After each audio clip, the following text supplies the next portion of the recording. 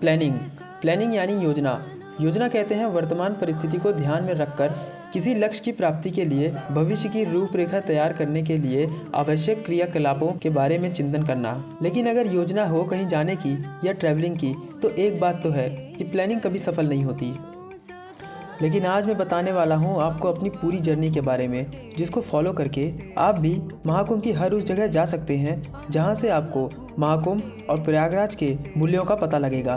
तो का महत्व तो ये है कि इसको अमृत योग कहा जाता है। जब मेघ के सूर्य होते हैं जी और ब्रह्म में गुरु का प्रवेश होता है तो एक ज्योतिष के अनुसार अमृत योग बनता है। और वह जो अमृत योग है हर 12 वर्ष में आता है। और एक योग और बनता है जिसमें कि 144 वर्ष बाद जो है महायोग बनता है। ये महायोग है। इस तरह से ये गंगा अनवरत जो है बह रही है और लोगों को जो है मोक्ष प्रदान से हो। शरीर माध्यम खलु धर्म साधनम। शरीर ही हर चीज का साधन बना है। इस शरीर के अंदर मन है, आत्मा है, प्राण है, सब कुछ है। कि जब शरीर जो है यहाँ आता है सब कुछ आता है, सबका योग बनता है। तो हमारी जर्नी शुरू होती है प्रयागराज के छौकी रेलवे स्टेशन से, जहाँ से आपको ऑटो रिक्शा या ई रिक्शा की सुविधा मिल जाएगी। नमस्कार दोस्तों, मेरा नाम है अनुपम मिश्रा और आप देख रहे हैं पिक्चर जर्नी। इस टाइम पे मैं मौजूद हूँ प्रयागराज छौकी जंक्शन में। प्रयागराज छौकी जंक्शन प्रयागराज जंक्शन के बाद सबसे बड़ा रेलवे स्टेशन है अपने प्रयागराज में। और प्रयागराज छौकी जंक्शन में भी बहुत बड़ा क्राउड आता है और फिर यहीं से लोग संगम की तरफ प्रस्थान करते हैं। तो मैं आपको दिखाने वाला हूँ कि यहाँ से किस तरीके से आप संगम जल्दी से जल्दी तरीके से पहुँच सकते हैं। जो ऑटो रिक्शा और जो ई रिक्शा है यहाँ का किराया किस तरीके से और किस तरीके से यहाँ पे चीज़ें होती हैं, मैं आपको पूरी जानकारी देने वाला हूँ। नमस्कार भैया। भैया छौकी से संगम तक का कितना किराया रहता होगा? 50 लेते हैं। अच्छा, पर पर्सन? और सवारी तो 50 लेते हैं। हाँ, 40 भी ले लेते हैं। अच्छा। तो संगम तक आप छोड़ते हैं, आपको अभी जाने की इजाज़त है? संगम तक के अगर उधर तो जाने के हम लोग की रिक्शा गाड़ी है। हाँ रिक्शा गाड़ी जाने की इजाज़त नहीं है। नया पुल पर लग जाता है वेरियल। हाँ हाँ, तो उसके लिए फिर हम लोग या फिर लिप्रोसी तक जाते हैं। लिप्रोसी तक जाएंगे तो हम लोग 30 रुपये लेंगे यहाँ से। और अगर ये अरेल जाने को होता है तो हम लोग 50 देते हैं। तो हमारी जर्नी शुरू होती है प्रयागराज के छौकी रेलवे स्टेशन से, जहाँ से आपको ऑटो रिक्शा या ई रिक्शा की सुविधा मिल जाएगी, जो कि आपको वहाँ तक ही लेके जाएंगे जहाँ तक प्रशासन पब्लिक ट्रांसपोर्ट को जाने की अनुमति देगा। प्रयागराज में महाकुंभ के समय पब्लिक ट्रांसपोर्ट को बंद कर दिया जाता है और लोगों को रेलवे स्टेशन से ही पैदल संगम तक जाना पड़ता है। जहाँ देखो वहीं सिर में सामान उठाए लोग संगम की तरफ जाते दिखाई देंगे। सेक्टर 1 में संगम की तरफ जाते समय मुझे सबसे पहले दिखाई दिया नमामि गंगे का पंडाल। दोस्तों, इस टाइम पे मैं मौजूद हूँ बिल्कुल चुंगी वाली रोड के बिल्कुल सामने और यहाँ पे सामने पंडाल बनाया गया है नमामि गंगे का।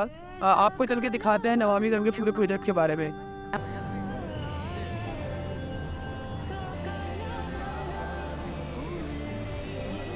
दोस्तों, यहाँ पे आपको पंचप्रयाग के बारे में बताया गया है। इन नदी अंचल 2 या 2 से ज़्यादा नदियों का मेल दिखाया गया है। पंचप्रयाग के यहाँ पे नाम बताए गए हैं विष्णु प्रयाग, नंद प्रयाग, कड़ी प्रयाग, रुद्रप्रयाग तथा देवप्रयाग। इन पांचों को पंचप्रयाग का नाम दिया गया है। दोस्तों, इस समय मैं मौजूद हूँ नमामि गंगे कैंप के अंदर, जहाँ पे नमामि गंगे प्रोजेक्ट को बहुत अच्छी तरीके से डिफाइन किया गया है।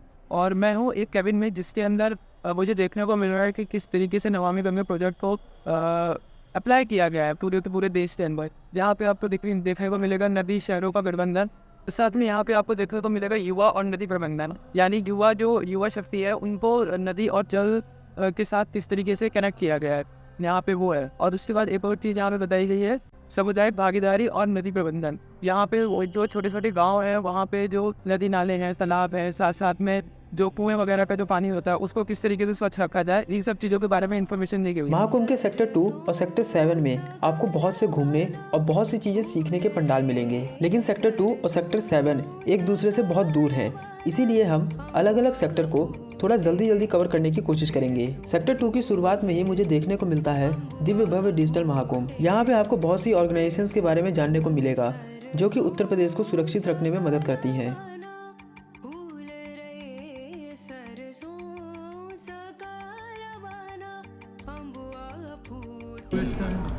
ये हमारा इजराइल का है, ये रशिया का है। रशिया वाला तो अपने यहाँ को मन नहीं लगा। सर माघ मेला वगैरह में वेपन्स को डिमॉन्स्ट्रेट करने का क्या मतलब है सर? इसके पीछे मतलब है जो हमारी जनता है, पब्लिक है, उसको जागरूक किया जाए कि हमारे पास ये है, दिखाया जाए कि रक्षा के लिए हमारे पास क्या क्या इक्विपमेंट्स किस तरह के weapons। Sir anti terrorist squad किस तरीके से काम करती है उसका थोड़ा सा एक बता इसके सकते लिए हैं? आप हमारे QR कोड पे भी है, उसमें भी मैं बता दूँगा, क्योंकि हमारे वीडियोस चल रहे हैं, इसको भी आप थोड़ा सा Yes, sir. कुछ इंटरनल हो। Yes sir.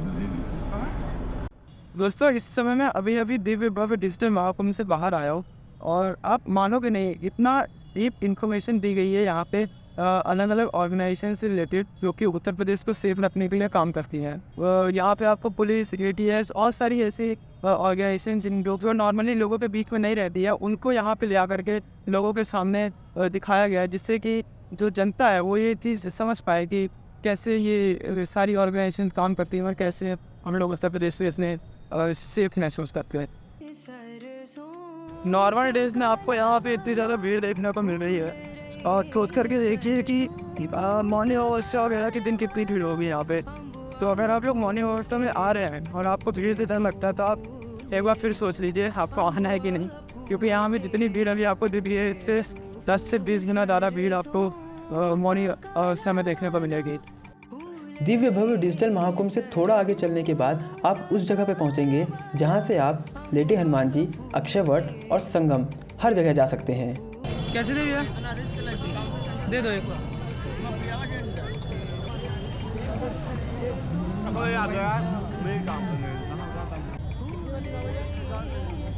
भैया एक 20 वाली दे दो, 20 वाली एक दे दो।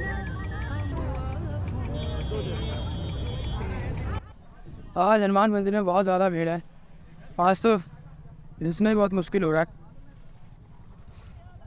और अक्षयवट का जो टाइमिंग है वो भी ख़त्म होने वाला है कि मैं तो उसमें पहले अक्षयवट जाना।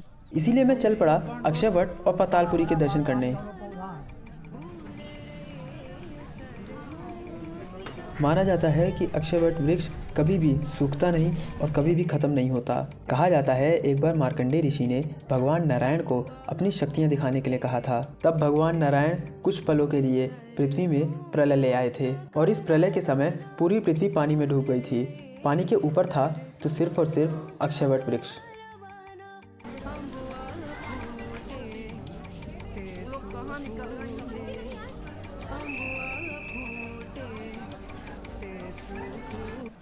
अक्षयवट के दर्शन करने के बाद आपको बाहर निकलने के लिए यहाँ पे पातालपुरी होकर के निकलना पड़ेगा।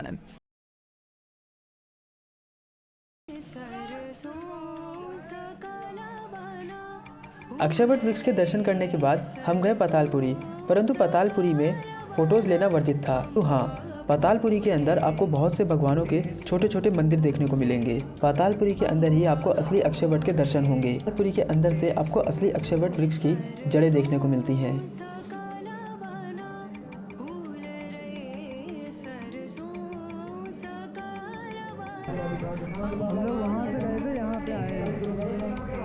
दो समोसे।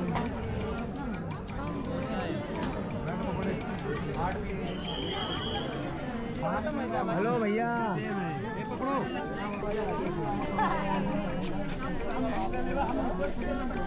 अक्षयवट वृक्ष और पातालपुरी के दर्शन करने के बाद मुझे एक जगह पर भीड़ लगी दिखाई दी और वो जगह थी digital Mahakumbh experience centre. Hanuman मंदिर बंद हो चुका है, लेकिन मैंने अक्षयवट के दर्शन कर लिए हैं। देखता हूँ अगर डिजिटल महाकुंभ का जो पंडाल है वो अगर खुला है तो मैं वहाँ जाने की कोशिश करता हूँ। यहाँ पे यार भीड़ भी है काफ़ी। तो बस मैं भी घुस गया यहाँ की टिकट लेने, लेकिन सच सच बताऊँ मेरे को बिल्कुल नहीं लगा था कि 50 रुपये की टिकट में इतना अच्छा डिजिटल एक्सपीरियंस लेने को मिलेगा।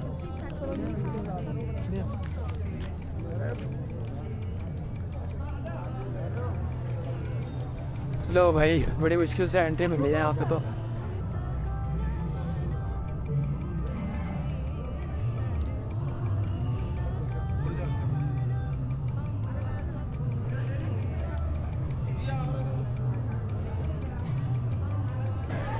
अभी यहाँ पे दिखाएंगे शो, उसके बाद यहाँ की एंट्री होगी।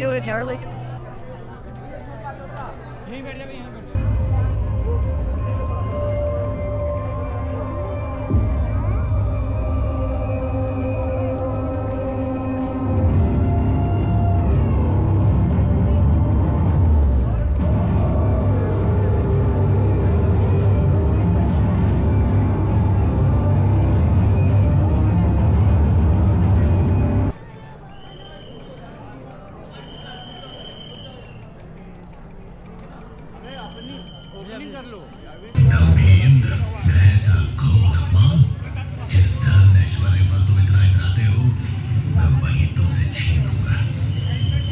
ऋषि श्राप के प्रभाव से देवताओं का वैभव छीन गया, तीनों रूपों में हाहाकार मच गया।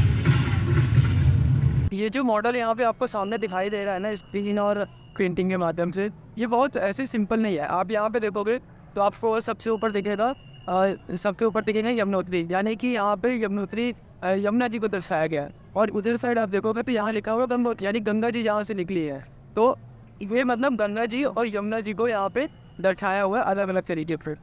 और फिर यहाँ से आकर के गंगोत्री, देवप्रयाग, ऋषिकेश, हरिद्वार, कानपुर और प्रयागराज में आकर के यहाँ पे मिलती है। फिर यहाँ पे भी आप देखेंगे कि, और इसी तरह यमुनोत्री में अगर आप देखोगे तो यहाँ पे है कि पानीपत है, नई दिल्ली है, मथुरा है, आगरा है और ग्वालियर है और फिर प्रयागराज है। और प्रयागराज में आकर के यहाँ पे दे जाते हैं, ठीक है। और जब मिलते हैं ये, तो यहाँ पे ये है कि सरस्वती जी को यहाँ पे दर्शाया गया है। सरस्वती जी को मतलब गुप्त तरीके से दर्शाया गया है कि गुप्त तरीके से यहाँ पे आती है। ये देखिए यहाँ पे इस तरीके से पूरा डिफाइन किया गया है कि कैसे तीनों नदियों का यहाँ पे मिल होता है।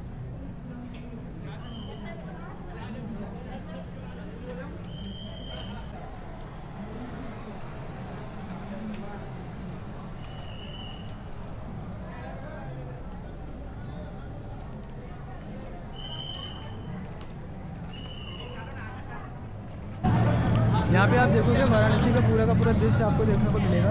और जैसे यहाँ पे बटन, यहाँ पे आप धीरे जान भी देख सकते हो स्क्रीन के अंदर। ये देखिए जैसे ही मैं बटन को दबाता हूँ तो यहाँ पे आपको दिया जान हो जाएगा। जब आप यहाँ पे स्क्रीन से और ये क्या कहते हैं विजुअल्स देख करके आगे बढ़ते हैं तो आपको यहाँ पे हाई क्वालिटी इमेज देखने को मिलती है, जो कि काफ़ी ज़्यादा सेटिस्फाइंग है। आप ये देखिए नागा साधुओं की हाई क्वालिटी, ये वो इमेजेस हैं जो आपको शायद इंटरनेट में कहीं भी देखने को नहीं मिलेंगे। बहुत ज़्यादा हाई क्वालिटी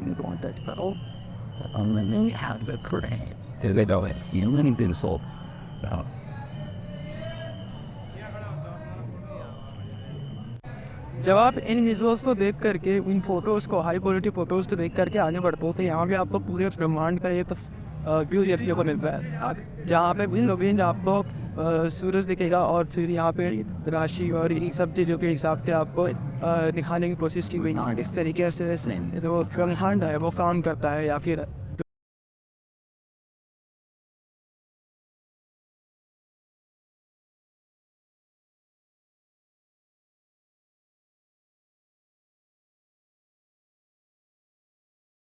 इनसे आप कुछ भी सवाल पूछ सकते हैं।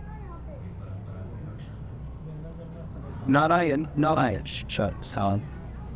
गंगा और यमुना की संगम से ऐतिहासिक और धार्मिक महत्व सदियों पुराना है, जिसे किसी एक व्यक्ति द्वारा खोजा नहीं गया। यहाँ पे महाकुंभ क्या होता है, महाकुंभ कब होता है, महाकुंभ किस लिए मनाया जाता है, माँ गंगा, माँ यमुना, माँ सरस्वती के बारे में सब कुछ बताया गया सिर्फ 50 रुपये में। आज का आधे से ज़्यादा समय तो सेक्टर 2 में ही निकल गया। अफसोस था तो सिर्फ इस चीज़ का कि मैं लेटे हनुमान जी के दर्शन नहीं कर पाया। अब बचे हुए टाइम को यूटिलाइज करने के लिए मैं चल पड़ा सेक्टर 7 की तरफ। आज रुद्राक्ष वाला मंदिर खुला है, इसी बार ये मंत्र उच्चारण वहीं पे हो रहा है, देखते ही चल के।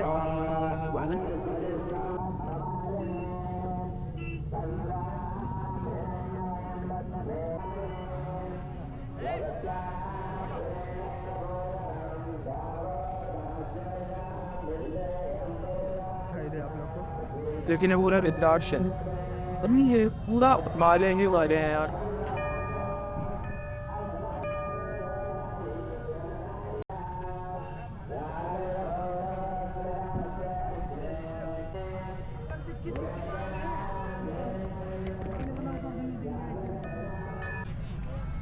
गुरुजी सनातन धर्म में रुद्राक्ष का क्या महत्व है?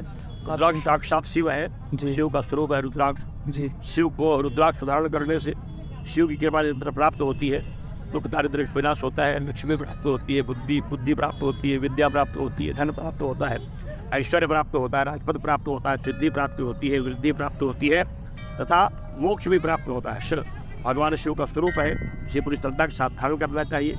यह रुद्राक्ष 1 मुख से लेकर 27 मुख तक के रुद्राक्षों का वर्णन शास्त्रों में आता है। जी गुरु जी, जैसे इस मंदिर में किस किस प्रकार के रुद्राक्ष होंगे और कितने प्रकार के होंगे, अलग अलग देखिए जितने भी प्रकार के रुद्राक्ष भूमंडल में पाए जाते हैं जी वही यहाँ सभी रुद्राक्ष देखिए जैसे सफेद भी है, जी लाल भी है, जी काले भी हैं। जी यहाँ 7 तरह के रुद्राक्ष यहाँ उपलब्ध हैं बाबा की कृपा से। लगभग कितने रुद्राक्ष का यहाँ पे? 7 करोड़ 51 लाख से ज़्यादा मणियाँ लगाई गई है, 4 अपील रखी रही है जी, जो निकली रही है। और विभिन्न ने जैसे कि बताया कि यहाँ पे सारे तरीके के, मतलब पूरे भूमंडल में, पूरे के पूरे पृथ्वी में जितने भी रुद्राक्ष मिलते हैं, जितने भी टाइप के रुद्राक्ष मिलते हैं, हर टाइप का रुद्राक्ष यहाँ पे आपको मिल जाएगा।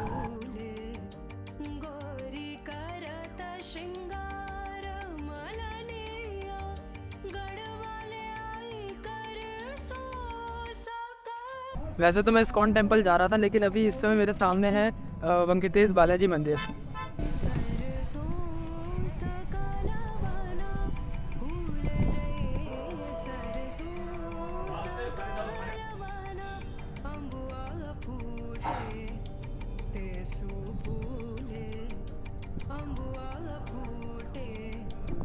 दोस्तों सेक्टर 7 में कामधेनु द्वार के जस्ट सामने मौजूद है उत्तर प्रदेश दर्शनम मंडपम, जहाँ पे आपको उत्तर प्रदेश से रिलेटेड बहुत सी चीज़ें देखने को मिलेंगी। सो मैं अभी आपको दिखाता हूँ।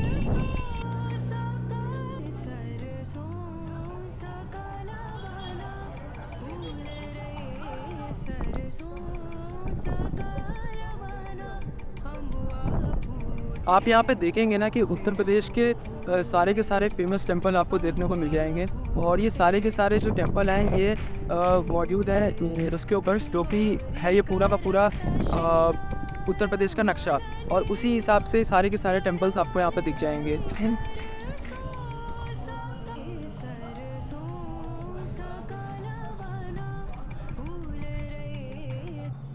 इस टाइम पे अभी हमें स्वतंत्रता संग्राम सर्किट हाउस में, दिखने में तो बहुत छोटा लगेगा, लेकिन यहाँ पे जो आपको चीज़ें दिखा रखी है ना, उसकी वैल्यूज़ बहुत ज़्यादा है। आप यहाँ पे देखेंगे अमर शहीद चंद्रशेखर आज़ाद जी पार्क के बारे में यहाँ पे बताया गया है, बहुत सारे यहाँ पे जो फ्रीडम फाइटर्स हैं उनके बारे में बताया गया है। आप यहाँ पे देखेंगे तो अब आपको समझ में आएगा। आपको एक बार ज़रूर यहाँ पे आकर के विज़िट करना चाहिए।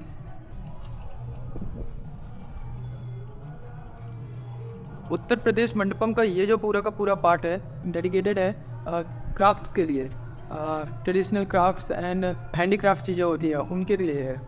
ये जो पूरा पार्ट है यहाँ पे आपको देखने को मिलेगा कि अलग अलग कल्चर एंड ट्रेडिशन को यहाँ पे दिखाने की कोशिश की गई है। अलग अलग धार्मिक चीज़ों को जो कि यहाँ पे उत्तर प्रदेश में मौजूद हैं उन्हें दिखाने की कोशिश की गई है। ललिता देवी की पौराणिक कथा ये है सर कि जब वो महर्षि दत्तात्रेय भ्रमण करते हुए मीरापुर पहुँचे थे, तो वहाँ एक नीम के पेड़ के नीचे माँ की छोटी सी कुटिया बनी हुई थी। तो वो वहाँ पे पूजन अर्चन करने के लिए श्री यंत्र का आविष्कार किया था उनने। फिर माँ की मंदिर श्री यंत्र पर ही आधारित है और उनने ही शुरू किया था उस मंदिर को विशाल रूप देने का, और यहाँ पे माँ की अनामिका उंगली गिरी थी। उत्तर प्रदेश दर्शनम मंडपम से जब थोड़ा आप आगे बढ़ेंगे तो आपको यहाँ पे देखने को मिलेगा केदार द्वार और बद्री द्वार।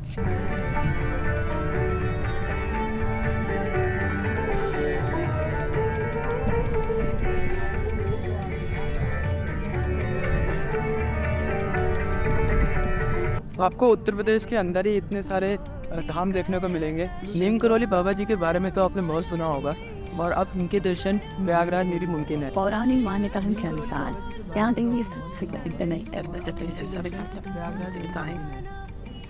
यहाँ पे आप देखेंगे कि हर घर जल जो योजना थी उसका यहाँ पे डेमोन्स्ट्रेशन किया जा रहा है, तो जो कि बहुत प्यारा दिख रहा है देखने में। अब वैसे तो मुझे यहाँ से वापस जाना पड़ेगा क्योंकि मेरा घूमने का समय तो ख़त्म हो चुका है, लेकिन अगर आपके पास और घूमने का समय है तो आप सेक्टर 7 में कलाग्राम, मध्य प्रदेश मंडपम, राजस्थान मंडपम जैसे बहुत से पंडालों को घूम सकते हैं। मेरा सफ़र तो यहाँ पे ख़त्म होता है, परंतु ये बात मैं बहुत अच्छे से जानता हूँ कि महाकुंभ में मैं बहुत से पंडालों को नहीं घूम पाया। आप इनमें से किन किन पंडालों में गए थे और किन किन पंडालों को मैं घूम नहीं पाया हूँ, ये कमेंट में मुझे ज़रूर बताइएगा। और अगर आपको वीडियो अच्छी लगी हो तो प्लीज़ वीडियो को लाइक करें, साथ साथ में इस वीडियो को उनके पास ज़रूर शेयर करें जो महाकुंभ में आना चाहते हैं। ऐसे ही और कंटेंट देखने के लिए सब्सक्राइब करें पिक्चर जर्नी को। अब हम मिलेंगे अगले वीडियो में, तब तक के लिए हर हर गंगे।